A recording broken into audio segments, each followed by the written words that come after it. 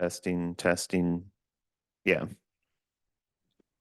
Testing, testing, testing, testing, testing, testing.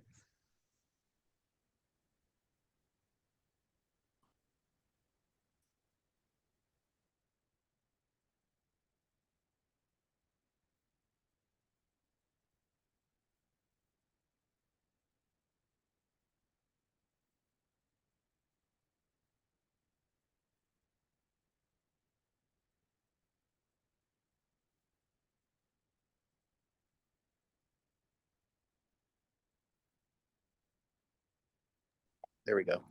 Testing, testing, testing,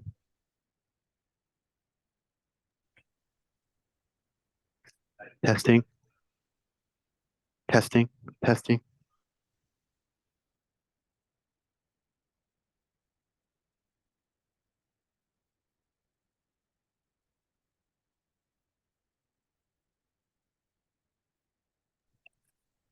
testing, testing. Can you hear me? Testing, testing, testing, testing.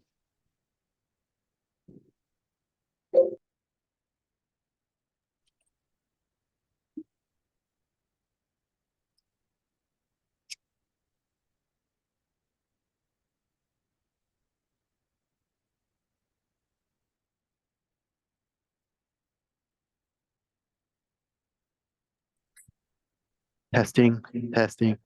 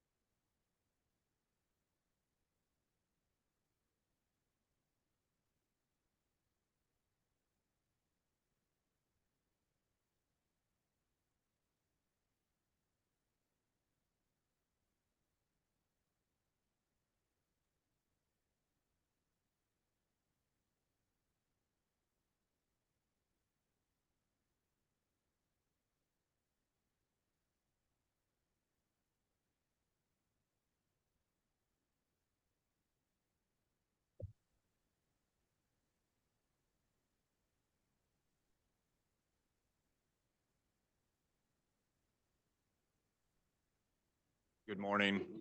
We'll be starting here in just one moment. We've been dealing with some technical difficulties.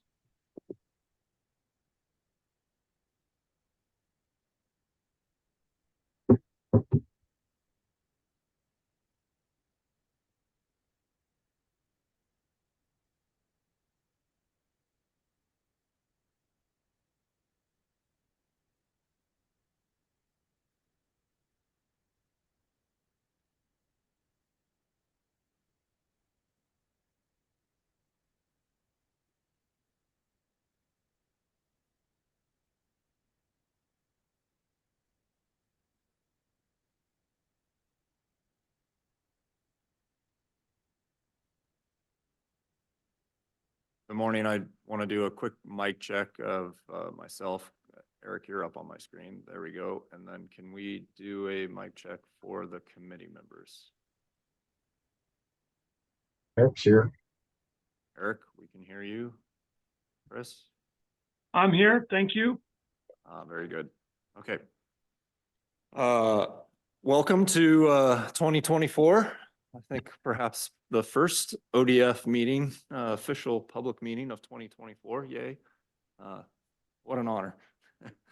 I'm going to call this meeting to order of the Emergency Fire Cost Committee, January 2nd, 2024 at 10:02.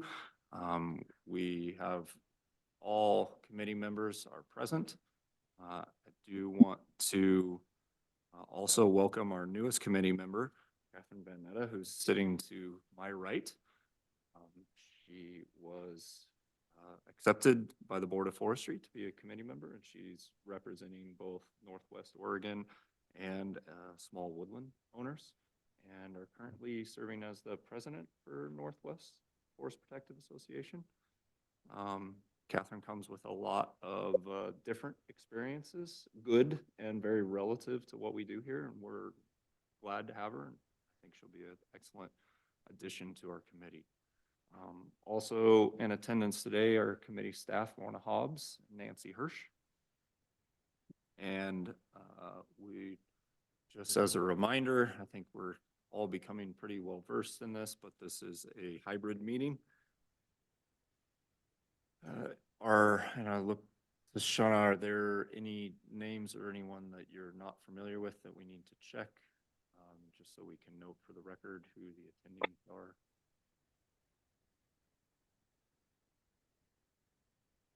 Can we get the individual with the username GAMINER? Okay, we realize who that is. Thank you. And then I saw one more on the very bottom that was S. Berry and Escomo. You know both of those. We can confirm who those are. Okay, very good. Ask, and it appears that everyone keep their mics muted, and that for each agenda item, if there are any staff members that are with us virtually, that they come online and show themselves if they have a report to give. And then if anyone in the public has a comment or a question that they would like addressed, that they please make the note in the comment section, and we will address it when we get to agenda item 11, which is the public comment period. Committee members were emailed the meeting materials immediately prior to this meeting. And all meeting materials will be available at the Board of Forestry website under committees, EFCC, quickly, as soon as possible after this meeting. Sorry, am I jumping around a bit? We're getting a note that our bandwidth is low. Okay.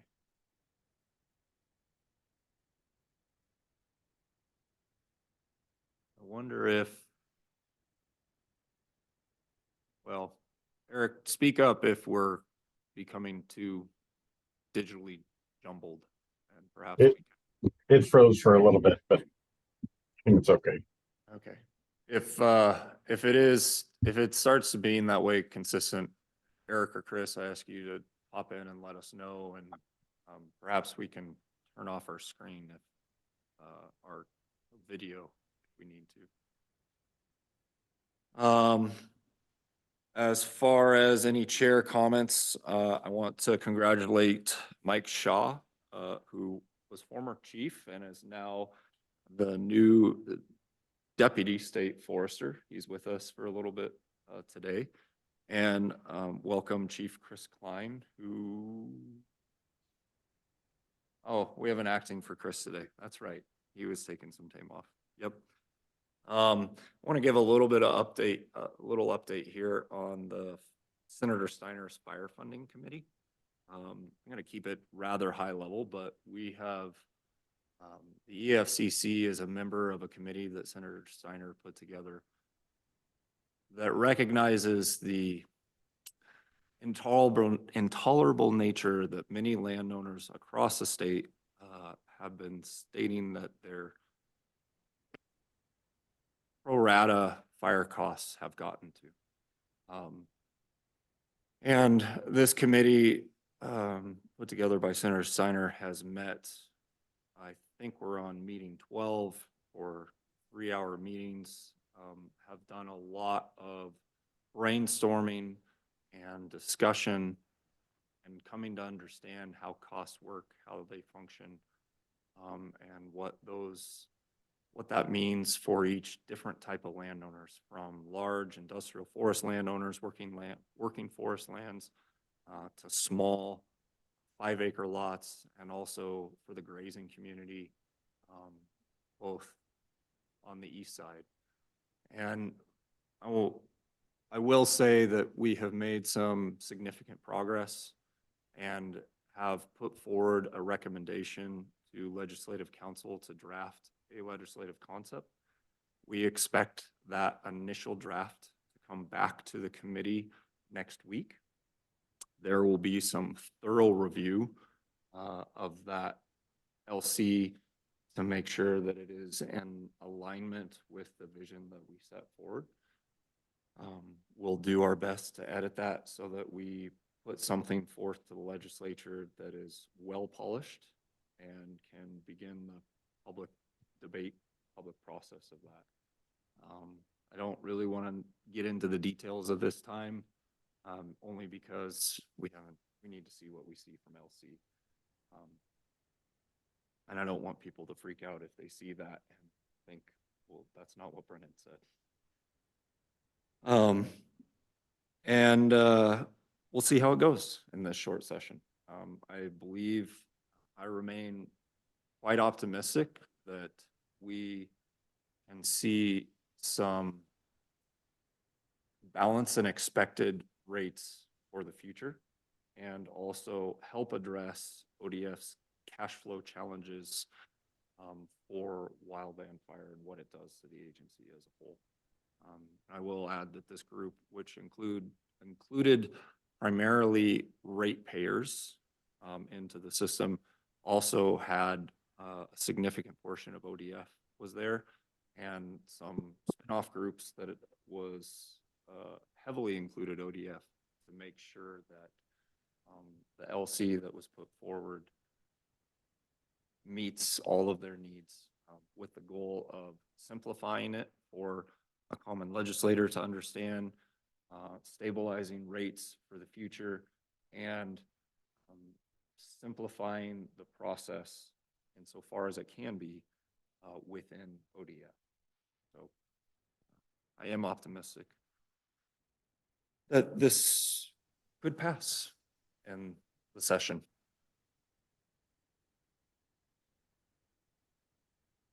Yeah, we are freezing. Can we try and shut off our screen? It's not like anything too exciting is happening in this room. Visually anyways. We'll see if that works. I apologize. Welcome to 21st century meetings. And the last thing I'll say is that my tenure on the committee my appointment is a 4-year appointment, expires tomorrow. And if provided the Board of Forestry accepts my reappointment at their meeting tomorrow, which early indications are they might, I'll be with you in future years. But I just should note that my reappointment is before the Board of Forestry tomorrow in their meeting. Eric, is this any better? Yeah. Good. All right, with that, we'll close agenda item number 1 and move to agenda item number 2. Approval of the minutes of September 5th, 2023 EFCC meeting. And I'm going to look to Catherine to provide us a motion. I move to approve the Emergency Fire Cost Committee minutes dated September 5, 2023, as noted on the copies that were sent to the committees. There are changes in attendees. There are no changes in administrative content. Can we get a second? I'll second. Okay, seconded by Chris. All those in favor, respond with aye. Aye. Aye. There are none opposed. Motion carries. Okay, agenda item number 3. The financial status of the Oregon Forest Land Protection Fund. Ms. Hobbs, can you give us a financial report, please? Certainly. Good morning. For the record, Lorna Hobbs, EFCC Finance Coordinator. My report today covers the Oregon Forest Land Protection Fund's current fiscal year actual revenues and expenditures through November 30th, 2023, and projected revenues and expenditures through the end of the fiscal year. The beginning balance on July 1st was $12,029,626. Going to revenues, estimated assessment revenues were updated to reflect new data for FY24. Previously, total assessment revenues for fiscal year were estimated at $9.2 million and are now at $9.4 million. Under actual assessment revenues received, item number 1, as of November 30th, the total assessment revenues received was $7,569,733. And this is 80% of the total projected revenues for the fiscal year. Item number 2, harvest tax revenues received to date total $1,088,757, which is 48% of the projected revenue. Additional harvest tax revenue will be received in February and in May for the rest of the fiscal year.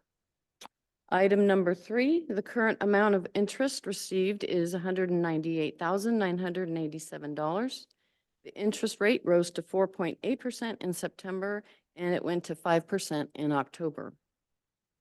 Total revenue received to date for fiscal year 24 is $8,857,477. Going down to expenditures for fiscal year 24, item number 1, payroll and operating expenses are still estimated at $185,000. Item number 2, funds contribution for fiscal year 24 severity costs will be $3 million, and it will be transferred to the Oregon Department of Forestry now that the majority of assessment revenues have been received.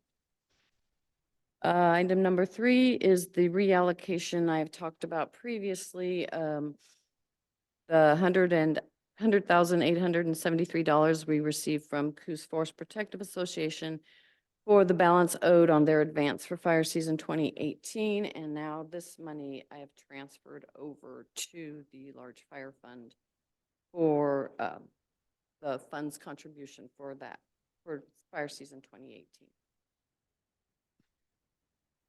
Fire season 2023 draft claims are currently estimated at just over $38 million. $10 million has been transferred to the Oregon Department of Forestry for the fire season in the form of advances or loans to Coos Forest Protective Association and Douglas Forest Protective Association. Total expenditures to date total $10,108,000 $100,873, and that includes that prior fiscal year transfer from CFPA. The fund balance as of November 30th was $10,786,229, and the estimated balance on June 30th is $10,719,271. And that is the end of my report, unless there are any questions. I don't have any questions. Any questions from committee members? Because we can't see you at this time, jump in. No questions. I'm good, thank you. Questions, Catherine? Okay. Thank you, Lorna. That'll close item number 3. We'll move to number 4. Mr. Graham, raining outside. What more can you provide us? Well, if I could provide some snow too, that'd be good, right? That would, But a good snowpack, but not too much to increase the lightning potential. come that'd the be summer. perfect, exactly. It's all about balance. Well, good morning, Chair Greltz, members of the committee. I'll give you a really brief weather update and outlook. Very early in the year, as you know, and as we continue to prepare for the 24 fire season, we'll work closely with the meteorologists, fire weather meteorologists out of the Northwest Coordination Center to get a little bit more meaningful update as we go throughout the rest of winter here in spring, but at least some preliminary information.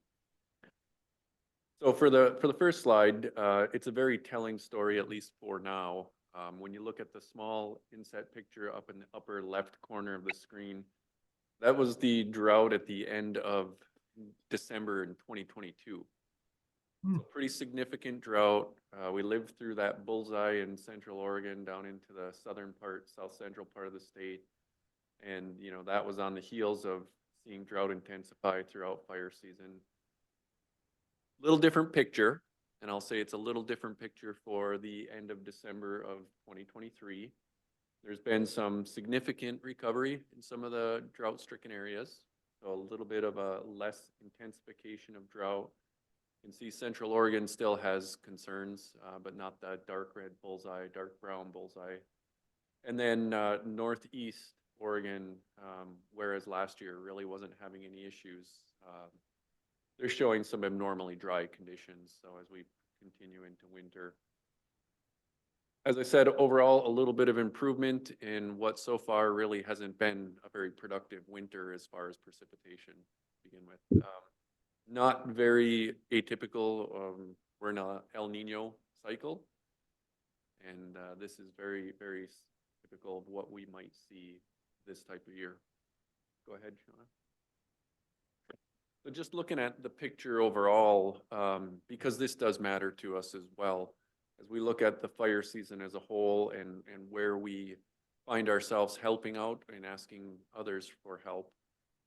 You can still see some of the southeast where we sent resources in November are still in some considerable drought conditions.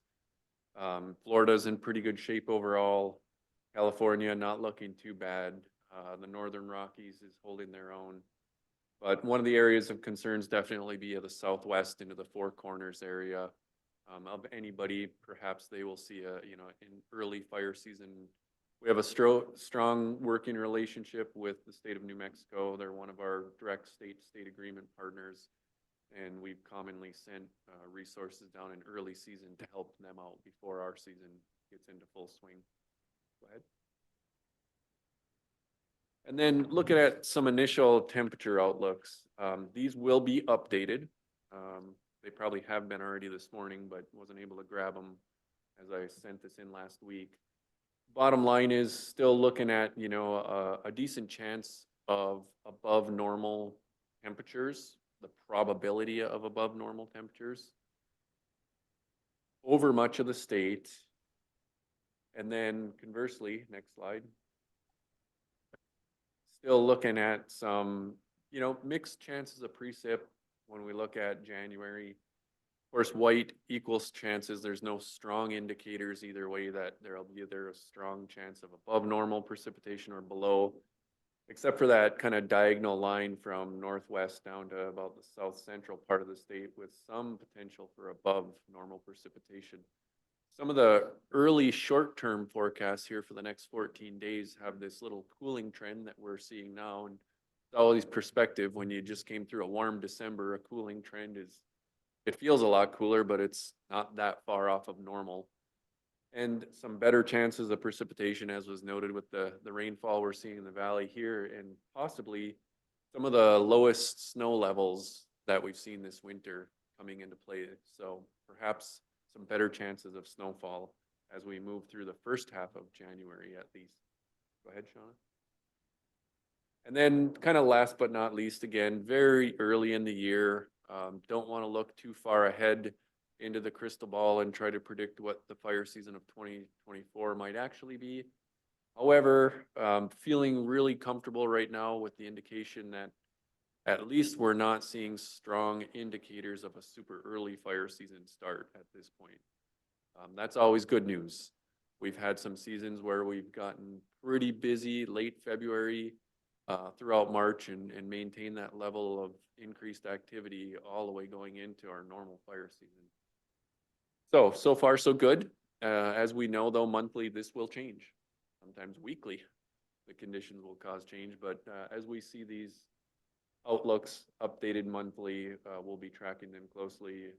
And as always, our task is to be ready for the fire season, and that's what we do. We maintain our readiness and use the best science we can to anticipate what the fire season may bring. With that, end of weather update, unless there's any questions. Any questions from committee members? Nothing. All right, very good. Thank you, Ron. Moving to agenda item number 5, an update on the status of large fire cost collection efforts. This is an information item. Mr. Miller, you have the floor. All right, I'm gonna thank you. apologize real quick. I have to make one quick step out. But continue. Okay. All right, thanks, folks. For the record, my name is Neil Miller, and I serve as the cost recovery specialist for ODF. I wanted to make a quick announcement. This will be my last official meeting in this position. I'm going to be retiring on the 1st of March, and my replacement, Kyle Irons, is here with us today. He will be taking over this meeting at next time. So looking real forward to some changes in my personal life, and I know that Kyle is going to do a great job going forward. All right, so to get into the report, since our last meeting in September, there's been a number of new cost collection claims and demands sent to the identified responsible parties, a little over $16 million. And we're going to go ahead and go through that.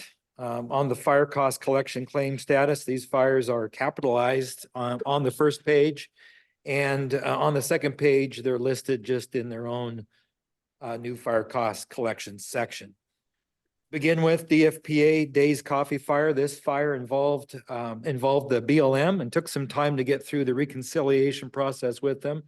The actual cost of the fire was $893,186, but the investigation did not prove strong negligence. So we're seeking the statutory limit per 477-120 of $300,000. It incur in a logging operation. Southwest Oregon Medco B fire, DOJ is assisting with the negotiations here, but we are entitled to the statutory limit here as well, since this occurred in a logging operation. DFPA Wrights Creek fire, this is another BLM case that has been delayed some, but I'm currently in communication with the responsible party, hoping to have some results soon. The West Oregon Kimberling Lane or Mountain Fire, DOJ is assisting here. I expect a favorable settlement result here since this is a real strong case of negligence. DFPA Archie Creek Star Mountain Fires, DOJ has mitigations going on right now with the affected agencies and the responsible party planned for late March. CFPA, the North Bank Lane MM8 fire, the demand was recently submitted to the responsible party, and I anticipate a favorable settlement here. The Tillamook Pike Road fire, the demand was recently submitted to the responsible party. I anticipate a favorable settlement here as well. DFPA Mystic Mountain Fire. I have been communicating with the responsible party's insurance agent and attorney. Shared documents with them are still being reviewed. No offer has been discussed yet. Southwest Oregon, Fielder Creek Fire, the responsible party has offered a reasonable settlement of $300,000. Hopefully by the next meeting, Kyle will be able to report that payment was received. DFPA Cougar Creek Fire, the responsible party has been provided the case file and is reviewing. No offer has been received as of yet. And lastly, the CFPA 12-mile lane fire. Initially, CFPA had expressed earlier in the year that they were going to pursue costs for this, but recently requested that Salem Protection seek the cost and send the demand. So that was sent. And this was sent for the statutory limit of $300,000. The actual cost of this was $1.2 million. I recently received a phone call from the insurance agent and they're ready to move forward with payment. For the rest of the fires that were listed here on the first page, we've received an additional $9,316.97 from payment plans that are already pre-existing. Moving to the closed fire cost collections, the Southwest Oregon Hugo Road Fire 7251 has been mentioned in previous meetings, but payment has been officially received. The global settlement included payment to the Oregon State Fire Marshal and to ODF. ODF's portion was 80% of the claim for a total of $720,000. CFPA Hensley Hill Fire, tracking of this payment was not recorded initially in our cost recovery program. With some research into this, it was discovered that the payment was received in full in October of 2022. Moving to the significant fire investigations in progress or under DOJ review.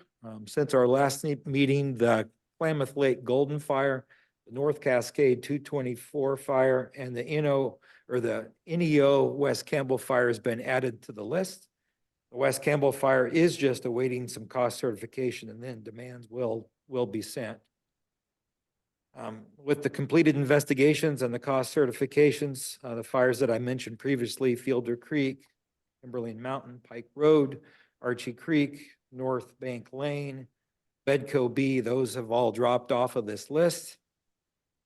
I recently received cost certification for the Southern Oregon area there, Oregon Slater Creek Fire. But we are currently on a pause until the plaintiffs that are in the private lawsuit reach settlement, and then from there we'll move forward. Okay, quite a bit.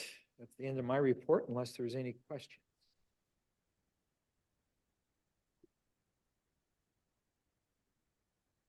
Any questions from committee members? I know. No questions.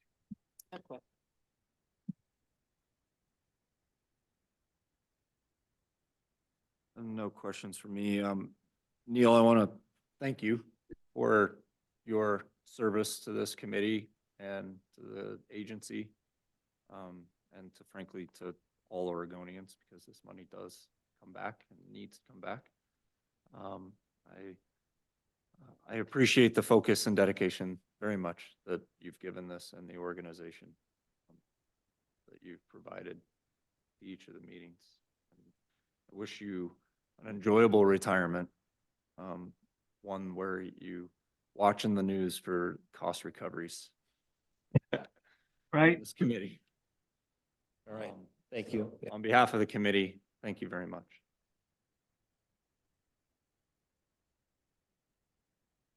Okay, that'll close agenda item number 5, and we will move to number 6, where we'll set the deductible rates for fiscal year 25. Nancy, I'm going to ask you to open a discussion on this item and provide the committee with a recommendation. Great. Good morning, Chair, members of the committee. I'm Nancy Hirsch, the administrator of the committee. And this will probably be fairly brief from my perspective. As you know, each year the committee, by administrative rule, is required to set the upcoming fiscal year deductible rates.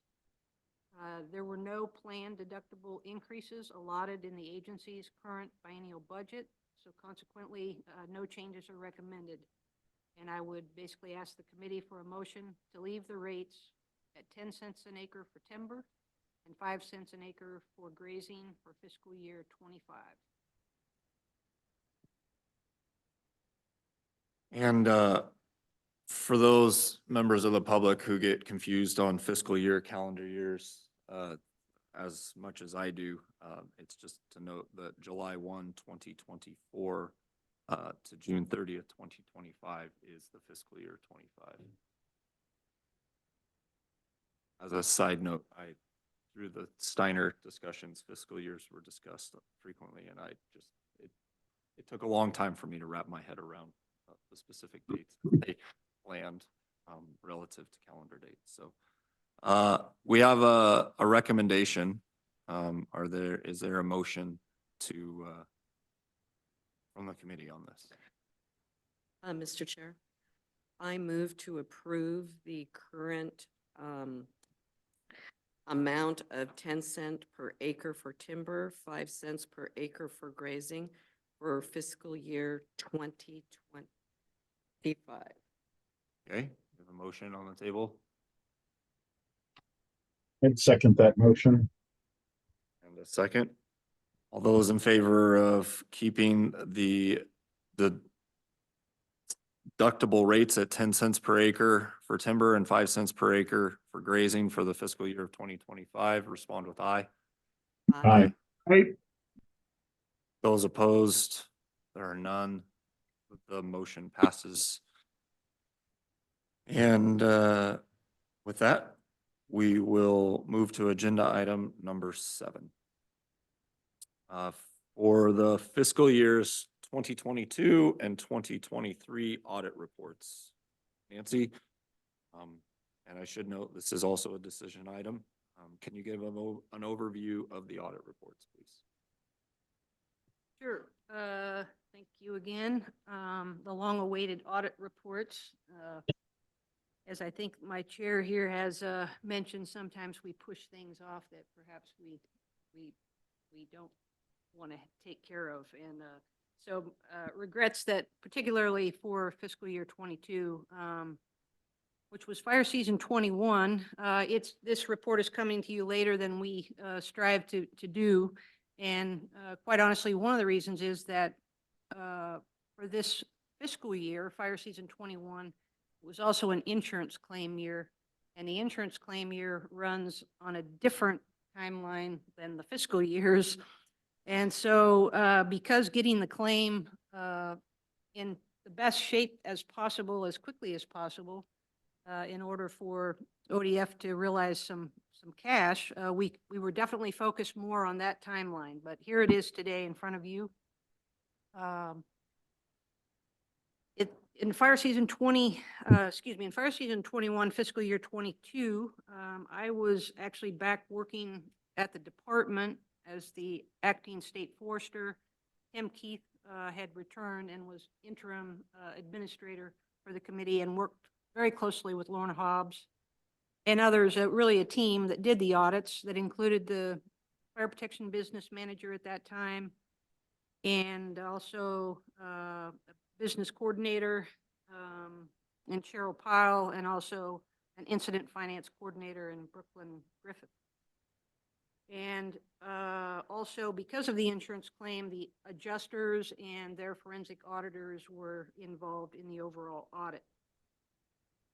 I'm just going to be providing an overview. I know that committee members have the reports in front of them, and for anyone virtually, these reports are actually available right now on the committee's website.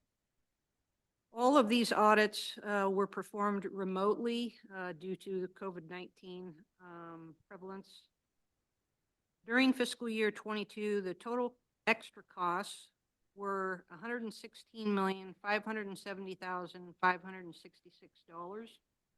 After reductions were made for district deductibles and fire cost recoveries, the total estimated net claim to the Oregon Forest Land Protection Fund and General Fund is about at $58,904,877.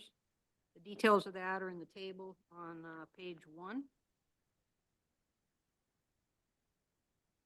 Not necessarily mentioned in the report, or actually I think it is, the total cost under the insurance claim is different, obviously. That ran from April 15th, 2021 through April 14th of 2022.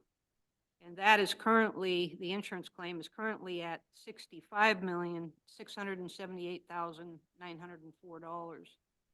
We've actually worked that claim to a place of validation by their auditors that's put ODF in the position to receive any day now, if not already, $12 million partial payment. So the audit results, the total reversals for charges for fiscal year 22 was $136,479.83, which is well less than 1% of the fiscal year net claim. This low percentage is a result, excuse me, of improvements made in processes, training, and communication between Salem central staff and the district staff over the past few years. We've noted lessons learned, and really these are kind of a summary of lessons learned over the past few years that continue to be a challenge and are good reminders for future fire seasons, and those are noted on page 3. There were 9 large fires in fiscal year 22, plus 3 early spring fires, which attributed to FY fiscal year 21, ranging from $1 million to $40 million in gross costs. 2 fires, Bootleg and Patton Meadow, part of the Fox Complex in the Klamath Lake District, were declared eligible for fire management assistant grants through the Federal Emergency Management Agency, and that's always helpful in bringing that net cost down. To note, while Tim Keith was back during the audits, they had discussions with districts, basically relative to success stories, fires that get put out that don't necessarily make the front page. And those were shared in a timely manner with the committee back when Tim was still here. I have included those in attachment 1. And I think that's kind of the end of my summary for fiscal year 22. And I'd like to shift gears to go to fiscal year 23, if that's okay, or do we want to pause for questions? Let's pause for questions concerning fiscal year 21 audit. Fire season. Fire season 21 audit. Would this be the proper time to ask about the identified issues on pages 5 and 6, Nancy? Or is that for the next year? You can ask about them. Yeah, sure. In reviewing the identified issues, I looked for the largest amounts of where there were things that repeated themselves, actions. The largest amount was a reimbursement by the Forest Service, but after that it was helicopters and helicopter deductibles. And I am wondering if we have resolved that issue and for working on fires since then. And I would note that because it was a continuing theme in the audits, that it could be an opportunity to learn from the audit going forward of how to correctly account for that. Great question, and I think we'll have a better answer for that after we do our audits from fire season 23. The Department of Forestry instituted a newer database tracking system and specifically employed a calendar for each one of the districts for tracking. And we won't actually know the results of that till we get to the audits, so you may see that as well in the next report. But thank you for your question. Any other questions from committee members? Good. No. Audit. Fire Okay. season 22. Yeah, audit report for fire season 22. Again, it was a team effort, the overall audit. Though it was also, we had some new staff engaged, people in new positions that had been brought on with a new biennium. And those, so basically it was Lorna and myself, along with Forestry's new, what's called area accountants. So each one of these accountants, while they work centrally in the finance program, they are assigned to each one of the areas and work closely with the district. So we had those three individuals. We actually put on a training for them just before we went out and audited. Tracy Rolson, the protection finance unit manager, also attended. And then because we had the newer staff, we weren't sure how much kind of in audit questions they might have. So we also brought on Andrea Lively, the district business manager for Western Lane, to help with the audits. The audits were hybrid, of obviously in-person and virtual attendance. I tried to, and I will continue to strive to be in person at these district audits going forward. And actually kudos to these area accountants. It was really kind of an opportunity for them to get out and actually meet for the first time with the districts that they're supporting. So that turned out to be really well. During fiscal year 23, the total extra costs were just over $39 million. After reductions for district deductibles and fire cost recoveries, the total claim, estimated claim to the Oregon Forest Land Protection Fund and the general fund is at $18,696,913. And again, the table on page 1 shows those.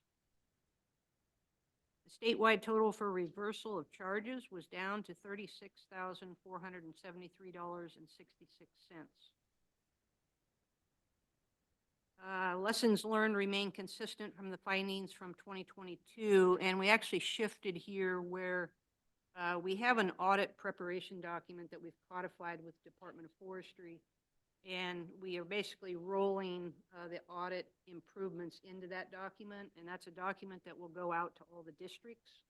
Actually, we're planning to send it out tomorrow.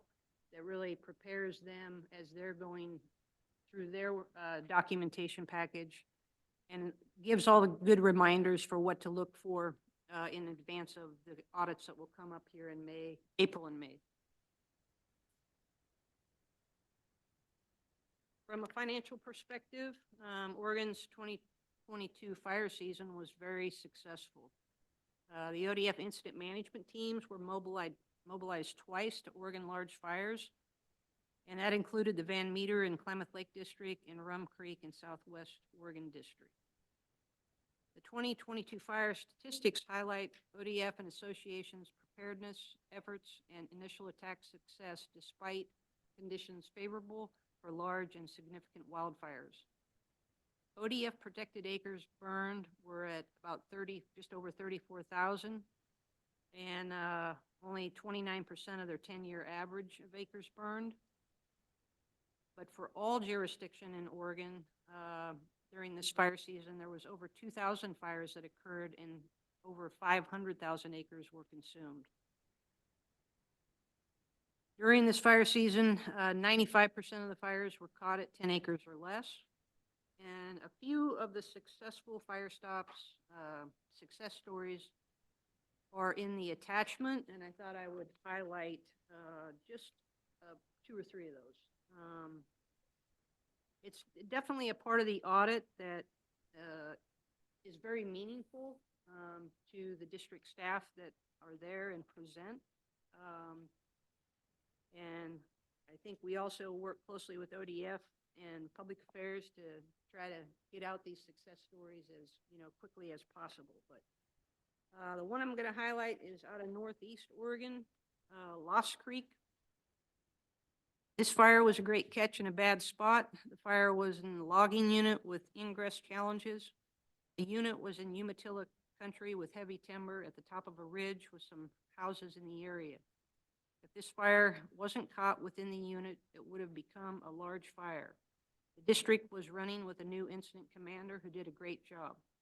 Fire was kept at just over an acre.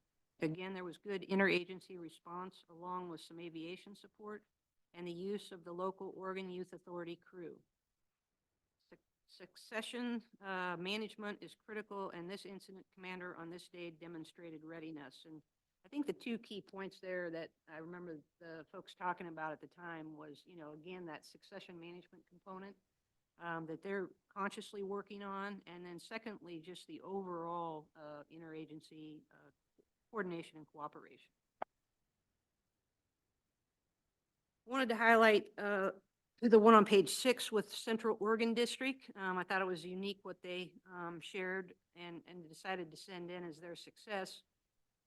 Although they experienced low fire occurrence that year due to wet thunderstorms and low amounts of lightning, they wanted to share a testament to strategic investments in the multi-mission aircraft in helping them detect fires, which, as you all know, or some of you know, the investments there in the multi-mission aircraft were investments made by the Emergency Fire Cost Committee somewhere around 2018, 2019. I can't remember for certain at the moment. The photos that were provided show the old campfire, and it demonstrates the success of identifying fires before the witching hour when they are established and only require one engine to put it out instead of multiple resources. And, just typical, lightning fire and a snag, and one that's probably going to be held over, but with that critical technology, able to detect it and get it put out. The other fire, because we don't necessarily often get to audit or talk about success stories out of Northwest Oregon, so I wanted to highlight the Astoria District 98 Delta. So on page 8, this fire was described as one of the better saves. The fire appears to have been ignited in a slash pile on state forest in a timber cell unit. It had a road across the top of the unit running east to west. The pile was lit on the east end with an east wind in play. It kept pushing west, and rollers produced some uphill runs with some torching of a young forest stand above the road. Heavy slash at the bottom of the unit kept pulling the fire into itself. There was high potential with wildlife trees torching combined with east wind, and there was one spot across the draw. At 2 a.m., the east winds picked up and humidity dropped. A decision was made that if the fire was not caught by 7 a.m., an incident management team would be ordered. There was a rocked road at the top and a riparian area at the bottom. Suppression on the ridge was successful in minimizing fire growth, and the riparian area slowed the spread while the crews successfully completed the hand lines elsewhere. There was seamless coordination with State Forest Division employees who brought their incident management team experience serving as operations and planning chiefs. Southern Oregon area resources were also called in and performed as expected. Another example of excellent complete and coordinated fire protection system. So there's a few others in there for you to enjoy, but unless you have questions, I'll move to make my recommendation. Before we open it up for questions, I want to take a moment to thank you. I have attended a few of these audits just locally and understand that they are a significant investment in your time and all the district's time. They're both tedious, and you step in and learn about each fire.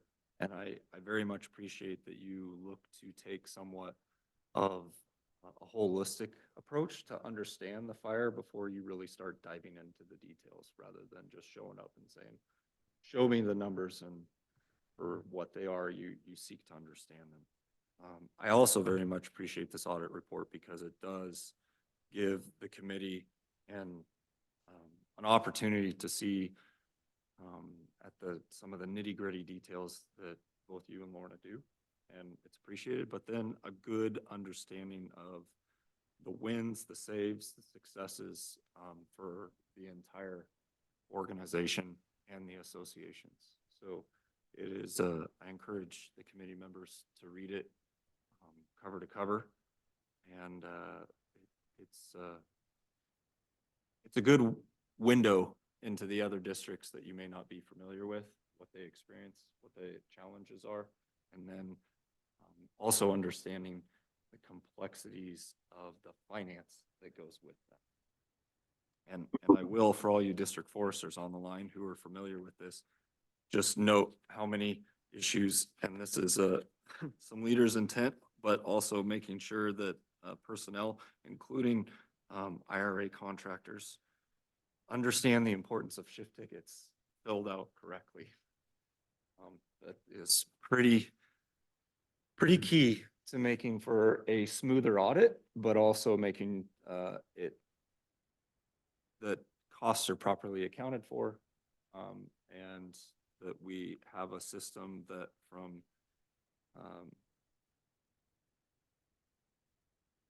throughout the entire thing is a well-run machine. It really makes for a good system, and one that I continue to say other states look to say, how are you so successful? How are you so capable? And seek to model what ODF and the associations do. So thank you for that. And we'll excuse the tardiness. There were a lot of good reasons for it this year. Any questions or comments from other committee members? No, This is Catherine, and I'd just like to say that as a new member on the committee, I really appreciated this write-up. And the only way I thought perhaps it could be improved, and it was mostly me with my lack of knowledge about the fires, is the date that you started working on each fire. There were some dates and some of them were not dated. It was like during critical fire weather. And that just tells the story even more of how some of these fires are all going at the same time. Great, thank you for your feedback.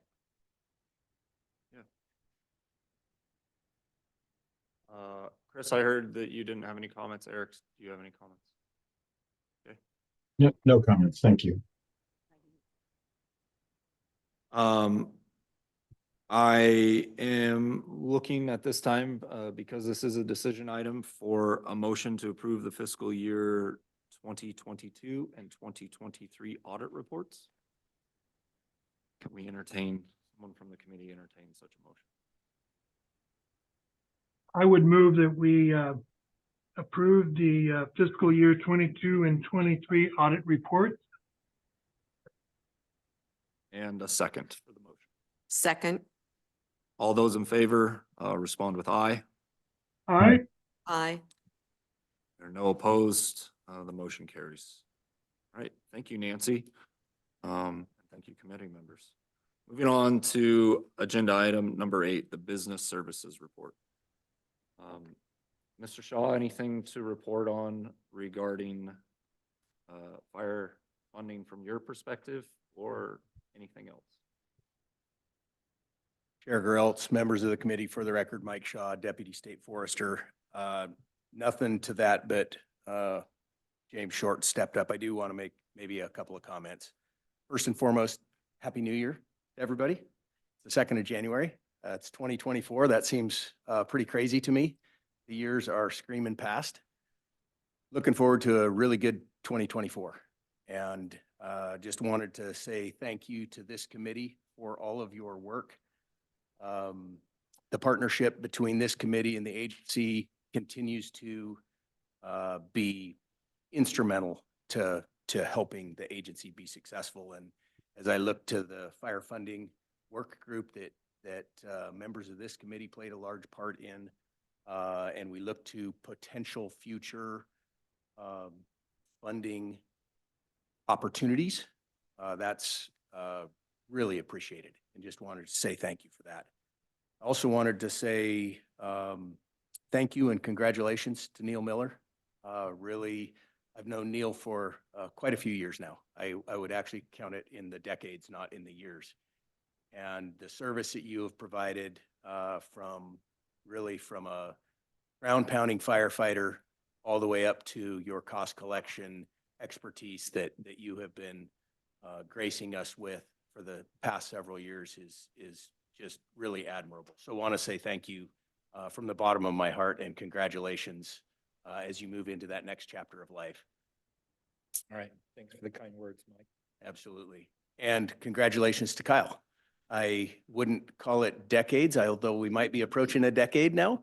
Have known Kyle and have tons of respect and feel that his expertise is going to come in right behind Neil. And while there will be a learning curve, because there always is, you will excel in this position. And I think it puts the agency in a really good spot. So congratulations.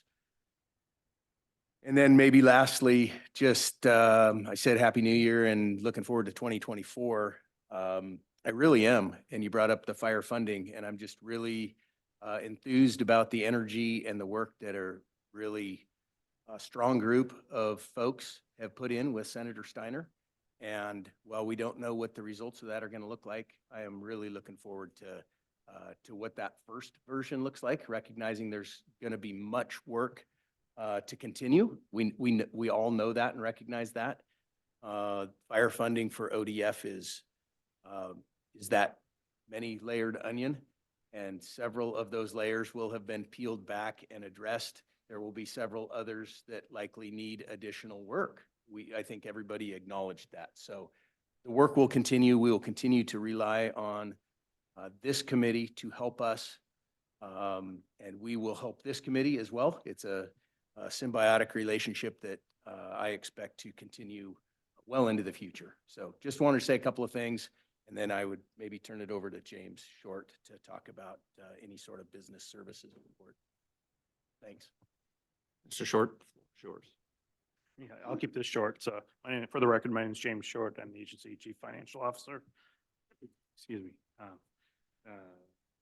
Just some high notes here. This data that I'll be reporting on is as of December 19th, 2023. ODF's main cash count is sitting at $31.9 million. Oregon Forest Land Protection Fund cash account is at $10.8 million.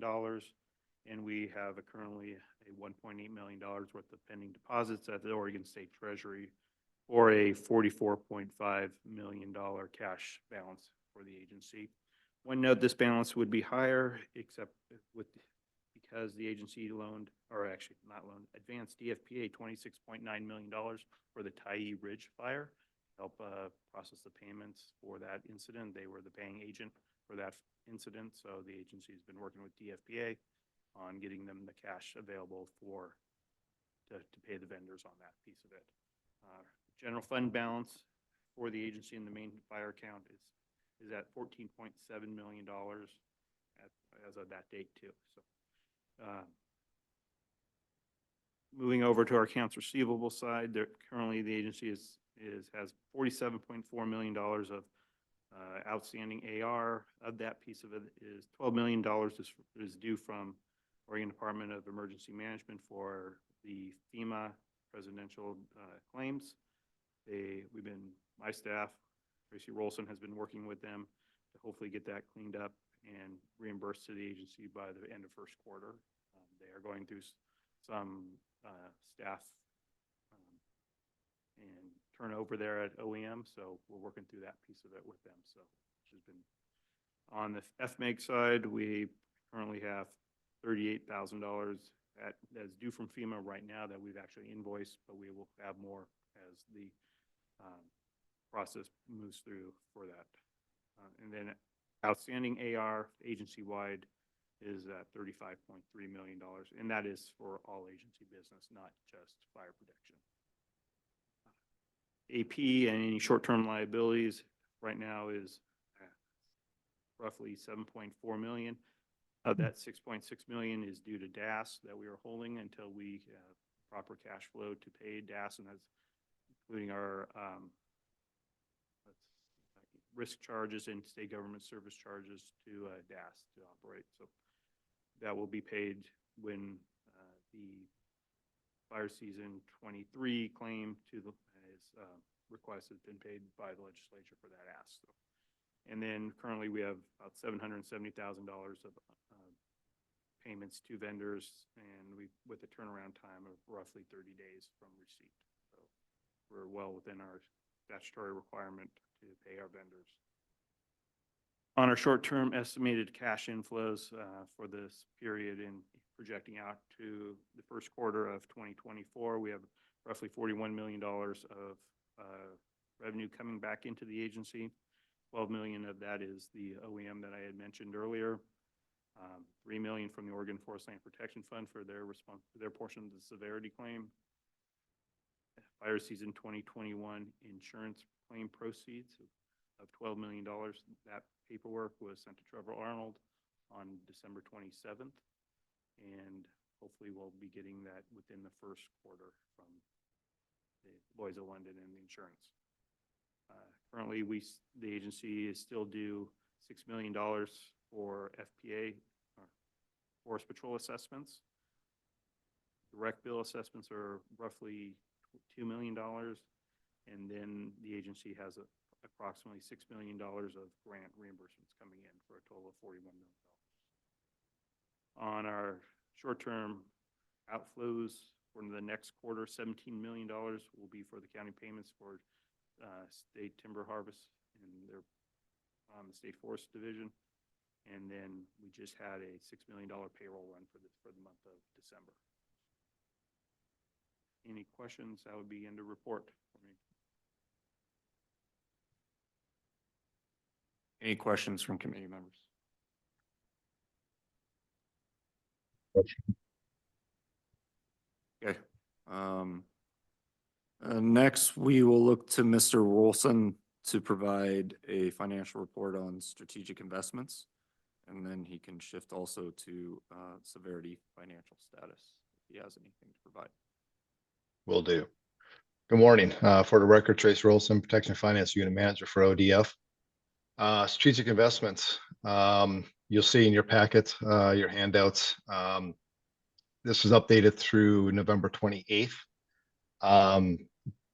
That timeframe met the timeframe needed for this documentation package, but I did pull numbers through December and there's been no change. So we're up to date basically with these numbers. So 2017 investments still appear on here because there is one open project yet. That initial investment was 1.5 million, 1.47 million was spent. The open project that's still sitting out there is the aerial IR detection technology through the Salem Protection Division, which is still a work in progress.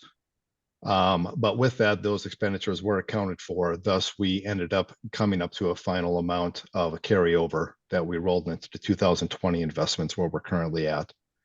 So the 2020 investments, $1.5 million were available. Actual spent up to this point through December, $416,000. There are no pending expenditures at this point. So the remaining project balance is just over $1 million.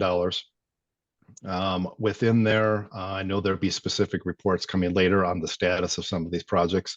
There are 5 open projects that are in progress. 3 projects have been completed already. Those completed ones are the Southwest Detection Center, the CFPA microwave project, and the COD grapple dozer project. So ultimately in the end, what we're looking at is a remaining project balance, as I said, just over $1 million, and we still have $57,000 of undistributed funds for projects at this point. And a report on strategic investments, unless there's any questions. Any questions from committee members? No. Okay. All right, I'll roll into the FEMA status and taking on to what James had already stated. This report is through mid-December. There's been some minor movement of dollar flows since then, but nothing that changed the numbers drastically by any means. So open protection claims are from fire seasons 2018 to 2023. The only years with outstanding suppression costs are 2020 and 2023. Obviously, the 2023 fire season is new business that audits are currently being prepared on for the Golden Fire. The remainder of the years are outstanding admin claims, so reimbursements for administrative staff's work on claims, which is a cart before the horse situation. Got to finish up the other stuff to figure out how much it costs us to do things. So all the total, the grand total due to ODF, ultimately at the end, we're looking at $18.7 million between FEMA and public assistance. 13.5 million of that is tied to the 2020 fires, which are still running through the OEM process of claims. As James mentioned, we're hoping and we're in constant communication with OEM on the status of those, and we're hoping by the end of this first quarter that we should have most of that reimbursement in hand. A few more specifics tied just to ODF, in particular, what work we still need to complete for audits and submission of claims. We have approximately $6.6 million to complete in audits and submit to FEMA and public assistance. Of that, 4.2 million is tied to Golden, so new business. The old business that's still sitting out there, as I stated, 750,000 of admin claims, which are almost complete. Things are prepped, ready to go, but again, the cart before the horse, making sure all the ducks are in place before we trigger that and get our maximum dollar amount we can off of that. And that 1.7 million is tied to the 2020 fire season, the public assistance yet. We have a few cost shares and other billings that we're getting finalized. But most of that information is also prepped and ready to go. We're just waiting for final numbers through those cost share reconciliations so we can get that completed. Overall, I think we're in a really good spot as far as the work being done and getting caught up. So we're concentrating on new business rather than constantly looking backwards. And Amanda Ogden in the Protection Finance Unit has done a great job. She's our ODF Protection FEMA coordinator, continues to tackle this work. Amanda's meticulous to meet FEMA standards. She does an outstanding job on coordinating, communicating, and tracking so we can provide these easy to read reports for all of us. End of report, unless there's questions.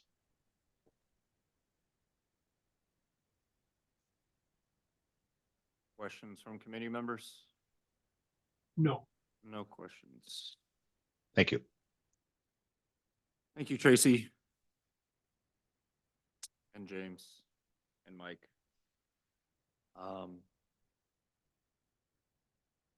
Okay, very good. That closes agenda item number 8 and moves us to number 9, a protection division report. Yes, good morning once again, Chair Greltz and members of the committee. Ron Graham, Deputy Chief of Operations for the Fire Protection Division. As mentioned previously, with the transition with Mike Shaw to Deputy State Forester, Chris Klein is filling in as our division chief, and Chris had some pre-scheduled vacation, so he's taking advantage of that and recharging, which will be great. Also, Tim Holschbach, the Deputy Chief of Policy and Planning, is doing the same, doing a little recharge, getting ready for the upcoming legislative session and continuing work on the risk map. So we're fortunate enough to have a little bit of succession management and growth happening in the division, and we have Ryan Miller stepping in as our acting chief here for the next couple of weeks. I won't put you on the spot, Ryan, and expect you to say anything, but I'll give you the opportunity if there's anything you'd like to say.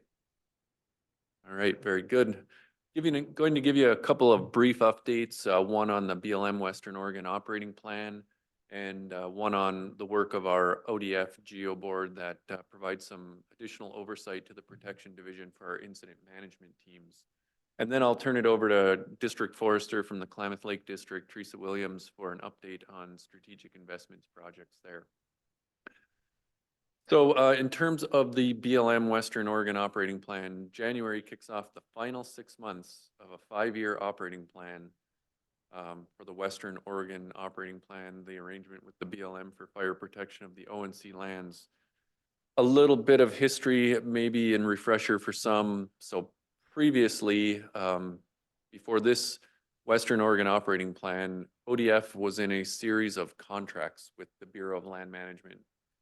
The most recent contract was a firm fixed price contract, which led to several issues financially and operationally for both the BLM and for ODF. When that contract was set to expire, both parties agreed that a new mechanism for doing business would be sought, which resulted in an operating plan.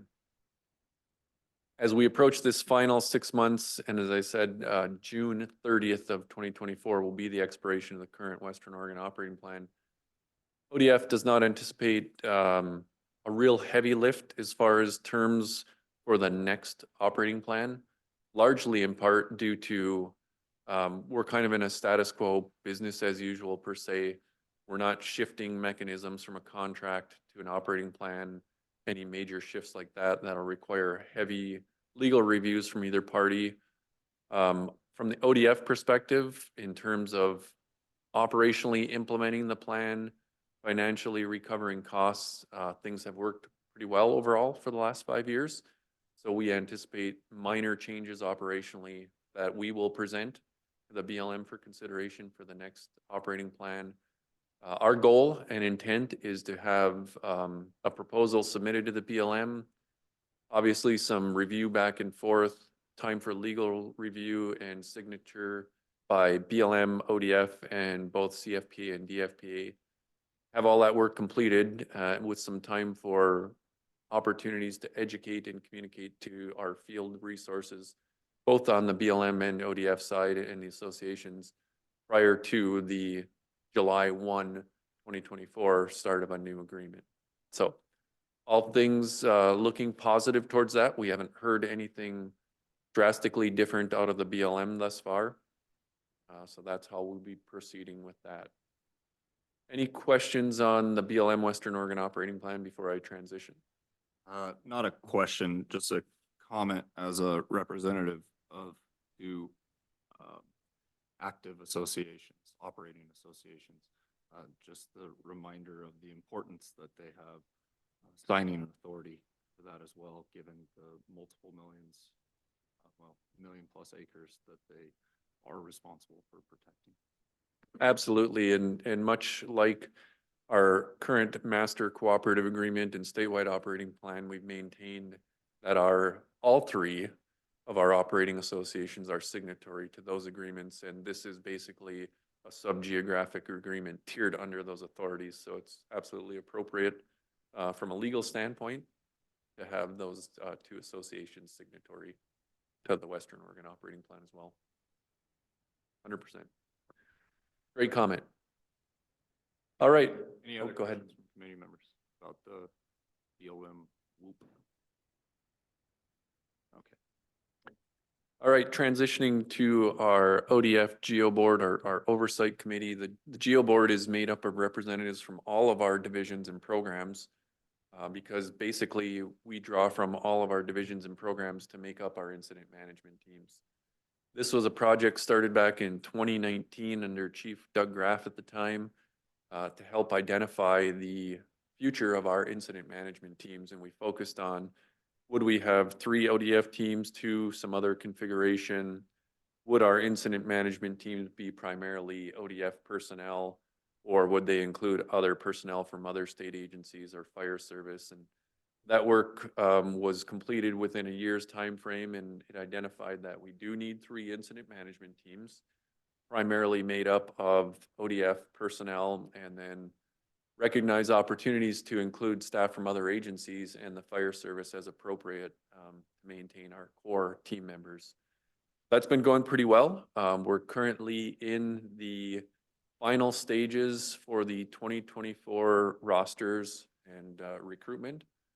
We still have a few holes, which is typical of this time of year, primarily due to staff moving, such as when Chris Klein moves in from a district forester position to an acting chief position, there's obvious impacts to availability on incident management teams, and then a trickle down to all those movements. So we've got a little bit of work to do. However, I feel really confident that our protection operations unit has provided us with a great starting point, and they'll finalize those rosters for our incident management teams.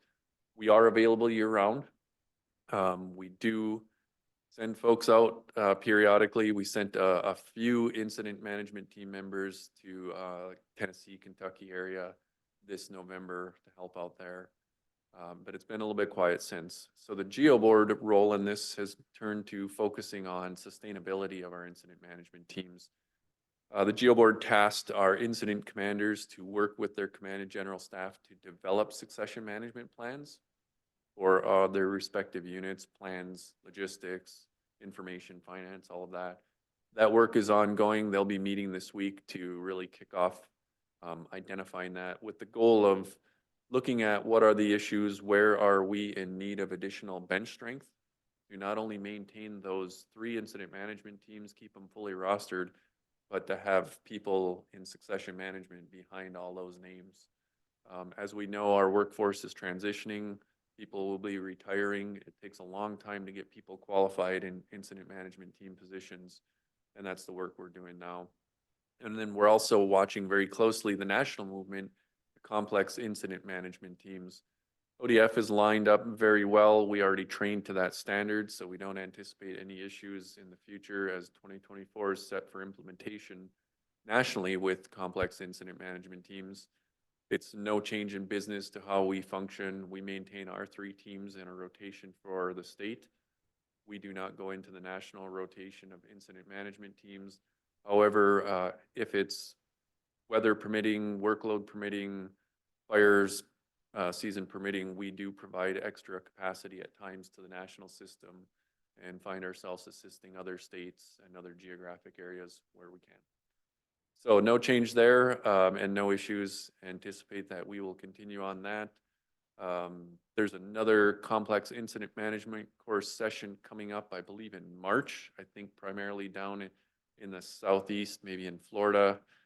Typically when those sessions are held outside of our region, our NASF, National Association of State Foresters region, we do not send a full team. We just sent a full team to the last course in Washington, but it's not unprecedented that we would have maybe a person or 2 fill in one of the roles for the Florida session of the next SIMC course.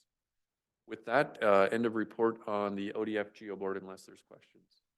I'll jump in with another comment, use my chair authority here to say, thank you for that update. That was helpful. That's something that as a landowner weighs heavily on my mind, and will say that I encouraged to hear that the agency is really being proactive to fill those 3 teams and keep them fully rostered, because the success of those teams directly relates to the success of suppression efforts in Oregon. I can say from experience that non-ODF teams don't yield the same results on the ground for acres burnt and other resource considerations as ODF does. So excited to hear that you're being proactive and continue from my perspective to support that. One question I do have for you is that as you have looked outside at other agencies, has there been much interest from other agencies to fill some of the other roles on the IMTs? Yeah, we currently have a handful of other state agency personnel that are on some of our rostered positions. We've got a few fire service folks as well. We have a few ODF retirees, so we're pretty much using the full gamut of the resources we have available. To be very clear though, one of the challenges that we find with other state agency personnel is qualifications. And currently there's an ongoing renewed effort from the National Wildfire Coordinating Group to develop recognition of prior learning and have a better pathway and process to look at people who are not from the traditional wildland fire service and how we can crosswalk their skills and abilities into meaningful qualifications. So that's a hurdle. We've had some other administrative hurdles in the past as far as overtime and compensation with other state agency personnel. So we're working through some of those as well and developing intergovernmental agreements with those other state agencies for the use of their personnel. So training's a big piece, qualifications is a big piece, and compensation is all a piece of that complex picture. I echo the chair's comments on your report, but I'd also like to focus on something that started screaming in my mind before you said the word succession planning. And I'm glad to hear that the succession planning is ongoing. I would encourage it, and I would encourage you to report back to us on how your succession planning is going. So if you have barriers, we can analyze those and see if we can bring any resources to bear. Because part of keeping those working fully is to be able to backstop folks.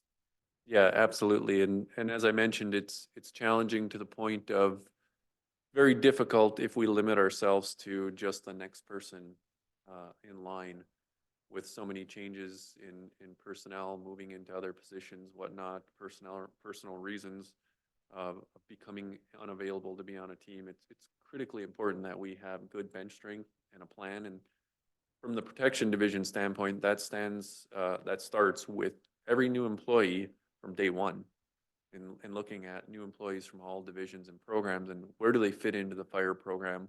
What is their area of interest? What kind of skills do they have? And then putting them on a pathway for the training and qualifications that they need. That's awesome, because sleeping in a pasture on a sleeping pad for 2 weeks, you got to get them early and show them that there is some fun to be had. Exactly. It's a pretty hard sell. Floor is still yours. Okay, with that, I would now turn it over. I believe we have Teresa Williams, the District Forester from the Klamath Lake District, online to give us an update on their strategic investment project. Yeah, good morning, everybody, and thanks for giving me this opportunity. I'm going to share my screen here. While I do that, Ron, I definitely want to say thanks for the snow that we're currently getting here in Lakeview. We got about 1/4 of an inch since this meeting started, so thanks for that. Can you guys see my screen? Okay, it'll be quick. I just like pictures. I like being able to have you guys be able to see something. So for our Klamath Lake District strategic investment project, as you guys know, the Chiloquin Guard Station was one of them. That was almost complete. Last photos that I showed you guys was kind of the tape and texture process of where they are. So it's about 99% complete. We've got some flooring in the bedrooms to finish. And then of course our partnership sign and getting our ODF signed. So it'll be move-in ready fire season 2024. So we're super excited. Here's the front portion of that. So everything to the left-hand side of those bays, those 3 bays there, was the addition that the strategic investment funds helped us to be able to partner with Chiloquin Fire. Just kind of a different view there. That blue door there is actually ODF's personal entrance. So we have our own entrance and exit if needed, but then have the shared kitchen and other workspace. Just some more photos. And then as you can see, these are kind of the dorm rooms. And then the one on the right, that's just kind of where we've been starting to put our ODF type stuff, our equipment, beds, that kind of stuff until the flooring's all done and complete. And then here's the shared kitchen space. So super excited to be able to say that this is just almost done. It really didn't take a long time to get through that. So that's pretty exciting. So that'll be the last report on the Chiloquin Guard Station. And then for our Bly Guard Station, we're going to actually, we're at the negotiation stage. We already met with the landowner and actually have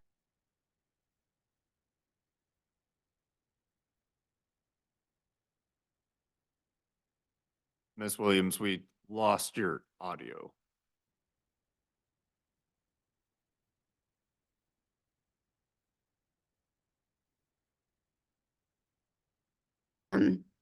funded amount, 50% completion, 75, and then the remaining balance when we do the final walkthrough for the move-in. Not thinking it's going to be 2024. If so, it'd be the very end, but I'm going to say 2025 is when we'll be fully complete on this project.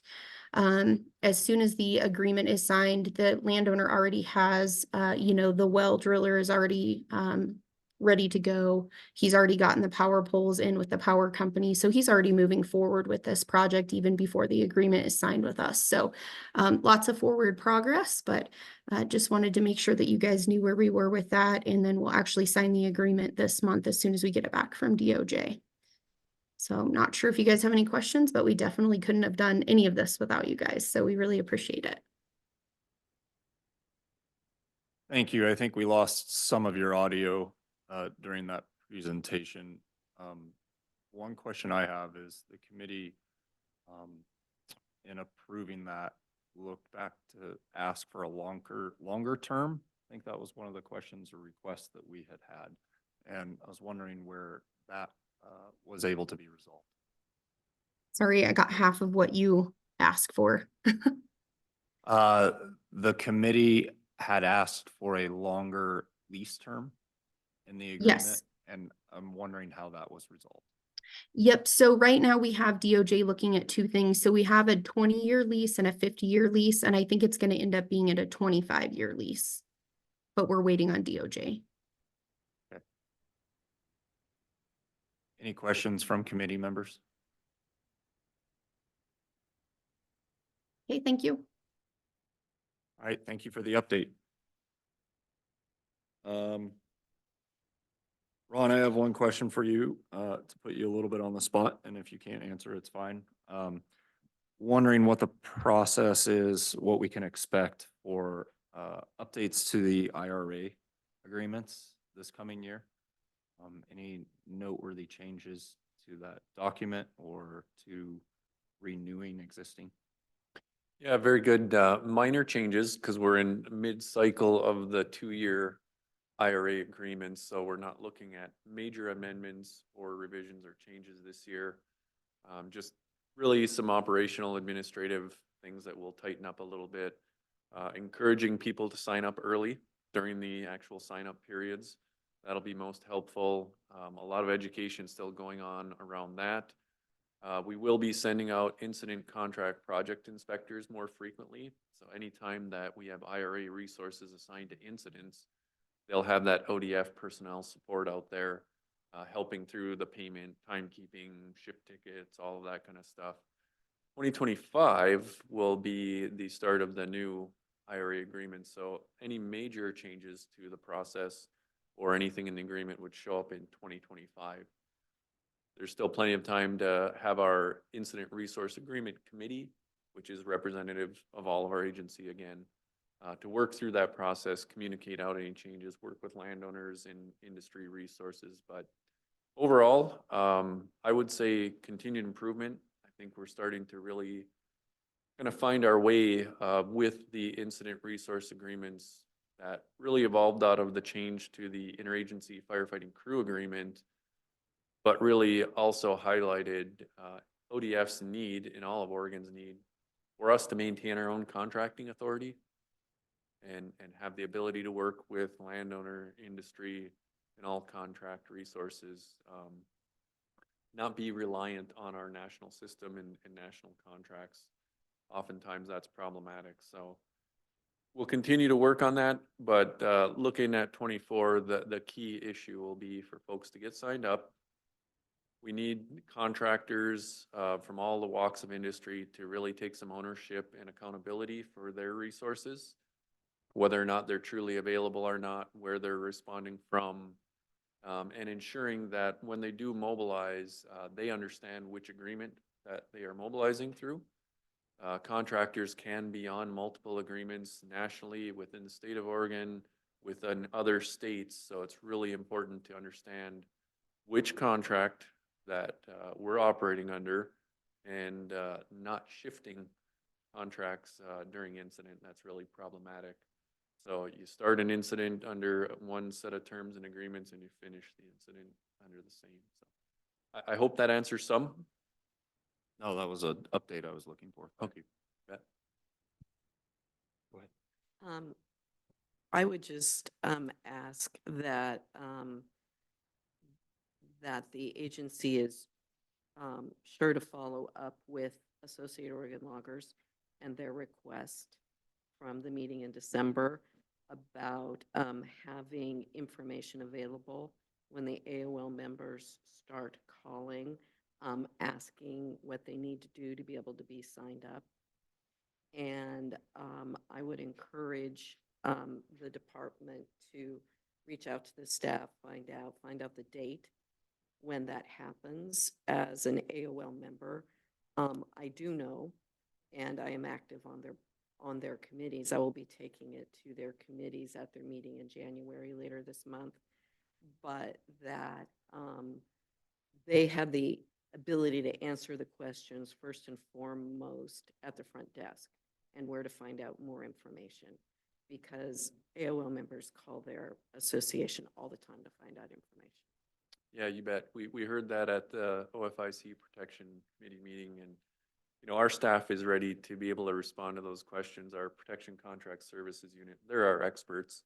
I think probably the best way is to make sure that Protection Contract Services Unit is in touch with AOL, providing AOL the information on who to contact within ODF, both here in Salem and then at our local districts as well.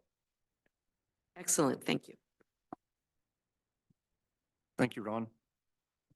That will close agenda item number 9 and move us to number 10, the administrator report. Nancy? Thank you.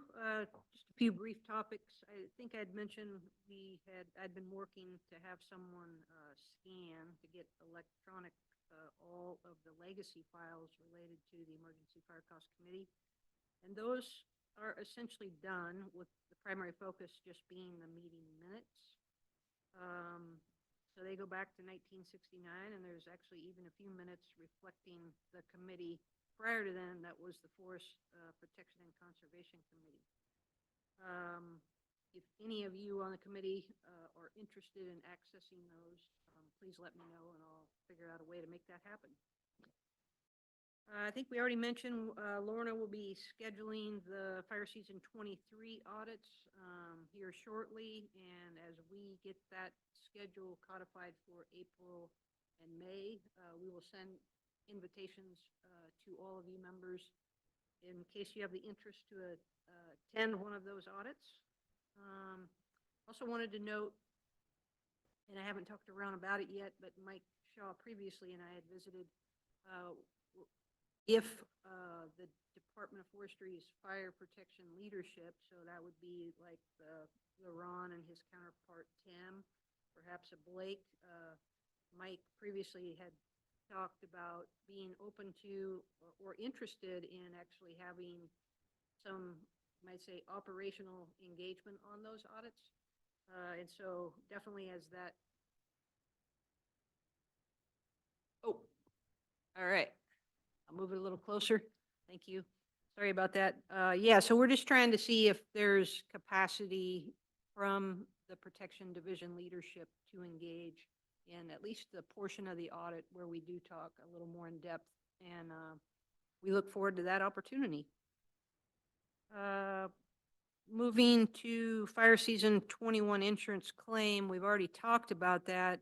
I just wanted to note, you know, we talked and mentioned that ODF is real close to getting a $12 million advance out of what will ultimately be a total of about 15 point something, I think is the estimate. And so that remaining $3± million, we have a goal to be completely closed out. Lorna has worked tenaciously. We have, you know, we know where exactly every penny either needs to go or we need to hear from, you know, an outside agency. So by our goal and our plan is to have all that resolved in one way, shape, or form or another come October, November next year. Related to that is certainly responsible party fire cost recoveries, and at the last meeting we had with the insurers, we had Tim Holzbeck there and Levi both, and there will be a meeting down the road, probably for Kyle, that before we were able to close that claim, the adjuster will be wanting to meet with you and probably Levi or Tim. So made good progress there. A lot of it's a waiting game from other agencies, but good news. And it's been quite a transition to get to this place at this meeting today. And I want to just say I can't thank you enough, Shauna, for having you here today to support us in the report. Thank you. Any question or comments from committee members? Okay. All right, that closes item number 10 and moves us to public comment, number 11. If there are any comments, either please use the raise your hand tool in Zoom or make a comment in the comment section. We'll call on you. while you're working to do that, if you so desire, we'll look to any members of the public in the room. If they have any comments? See none. And does anyone raise their hand, Shauna? All right. Very good. With that, we'll move to adjourn the meeting. The next quarterly EFCC meeting will be on Tuesday, March 5th, 2024. And the Board of Forestry meets the following day on Wednesday, the 6th. And if members agree, we'll adjourn the meeting as of 11:36. Okay. Meeting adjourned. Thank you. Thank you.